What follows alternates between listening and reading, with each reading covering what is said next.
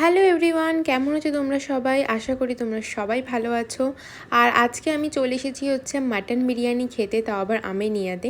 তো আজকে ছিল আমাদের কলেজের ফেয়ারওয়েল, আর তোমরা যারা যারা ফেয়ারওয়েলের ভ্লগগুলো দেখোনি এক্ষুনি আমার চ্যানেলে গিয়ে দেখে এসো।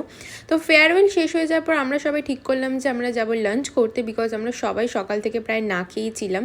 তো লাঞ্চ করবো ভেবে শ্যামবাজারে ছিল আমিনিয়া, আর ওখানেই চলে এলাম মাটন বিরিয়ানি খেতে। আর বিরিয়ানিটা না সত্যি ভীষণই টেস্টি খেতে ছিল। আর মাটন বিরিয়ানি বলে কথা তো এমনিই ভালো লাগবে সবার। তো চামচ দিয়ে খেতে খেতে লাস্টে আমি বুঝলাম যে হাত ছাড়া আমার উপায় নেই, তাই জন্য আমি হাত দিয়েই লাস্টে খাওয়া শুরু করলাম।